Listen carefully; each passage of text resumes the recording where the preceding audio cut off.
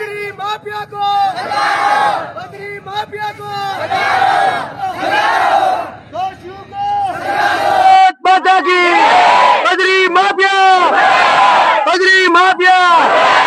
धरना प्रदर्शन कर रहे हैं आप, जो आंदोलन कर रहे हैं, किस संबंध में कर रहे हो सर? सर हमारे पहले कुछ लोग गांव के धूलखेड़ा के लोगों ने ये बजरी माफियों ने पाइप लाइन वगैरह सारी तोड़ दी। अब एक किसान के 2-3 बीघा अगर जमीन है, अगर उसमें मुश्किल से एक साल के 20-30 हजार रुपए होता है, उसमें बच्चों को पढ़ाना पड़ता है और सारा घर का खर्चा निकालना पड़ता है।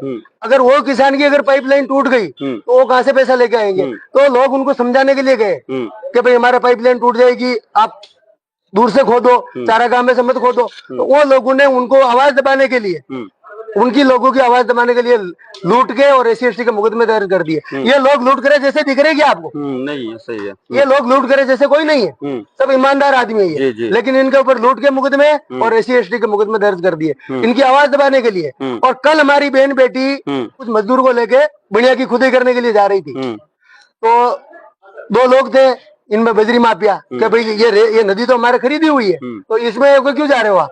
तो इन्होंने बोला कि भाई नदी तो हम रोज जा रहे हैं, हम अगर नहीं जाएंगे तो हमारे खेत में फसल कैसे काम करेंगे?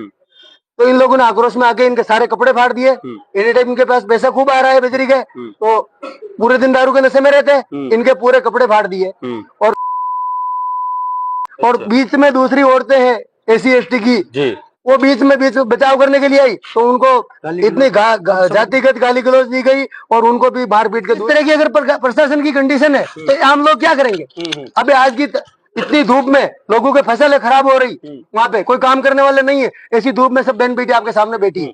अब इनके कुछ दिन पहले धूलखेड़ा के जो निवासी है, जो लीज धारक है, उनके और गांव के बीच में एक समझौता होता है और 100 रुपए के स्टाम्प पर लिखा पढ़ी होती है कि हम पर ट्रैक्टर पर 50 रुपए गांव वालों को देंगे। सर ये लिखा पढ़ी क्या? कुछ लोगों ने बेखौफ में आए, लेकिन दिक्कत सर इसमें मेन दिक्कत क्या हो रही है? यहाँ के पहले ही जो धूलखेड़ा सुरास जो ग्राम है आसपास में नदी के, काफी लोग बाहर रहते हैं, यहाँ रोजगार नहीं है।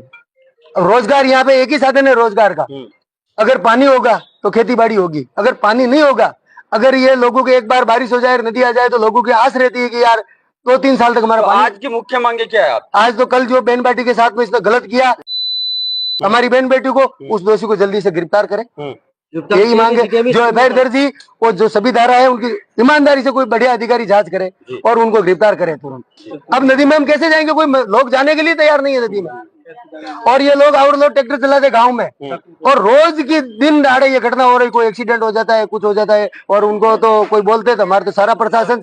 और कल भी ये कंडीशन विधायक साहब वहाँ गए थे, JCB में चाकू और हथियार मिले थे, क्या गांव वालों को मारने के लिए रखे? सकते हो, मैं खुद भी मौजूद था और आप मौजूद है वहाँ पे, तो गांव वालों को मारने के लिए रखे क्या हथियार? विधायक साहब तो सीधा सीधा आरोप लगा रहे कि प्रशासन की भी मिलीभगत है।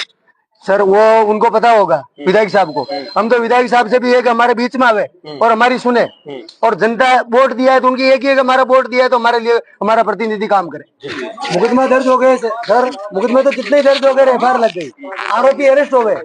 फर्स्ट मांग तो ये हमारी बहन बेटी है, हमारी माता के बराबर है, आरोपी एक बार अरेस्ट हो जाए, जो धारा में मुकदमा दर्ज किए उनमें कार्रवाई करे पुलिस।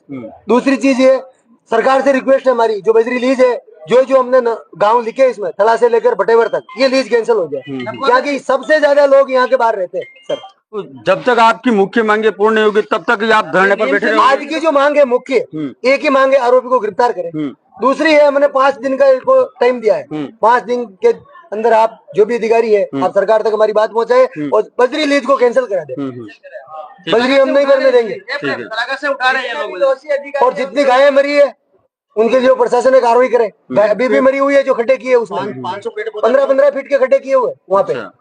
500 पेड़ पौधा के मतलब 500 पेड़ पौधे काटे हमारे वहाँ, हमने वहाँ बड़ा किए, 500 पेड़ पौधे इन लोगों ने गिराए वहाँ पड़े हुए, और चरागा से इन्होंने बजरी भरी, अब तक भरी, जो लीज से कोई नहीं भरी, और नाप के हमारा संतुष्ट करवा देते हम मानेंगे भी ये लीज से भरी, चरागा से भरी बजरी अब तक इन्होंने भरी जो, और इनका नियम 2 टन का, और ये भर रहे 10-10 टन एक ट्रैक्टर के अंदर। और 200 मेरा स्वयं ट्रैक्टर गया बजरी लेने के लिए, वहाँ 1300 रुपए इन्होंने लिए, और वहाँ कोई रिसिप्ट नहीं दी। मैंने रिसिप्ट मांगी तो उन्होंने कहा था रिसिप्ट नहीं चाहिए, कोई प्रशासन आपको ट्रैक्टर रुकाएगा नहीं, और आप थाने के रुपए किस चीज के लिए? 1300 रुपए उन्होंने कहा ये रोयल्टी पेटा ले रहे हम, मगर पर्ची नहीं दे रहे। वहाँ पे मेरा स्विफ्ट ट्रैक्टर गया, मेरा ड्राइवर गया लेने के लिए, और उन्होंने कहा थाने के बाहर मत निकालना।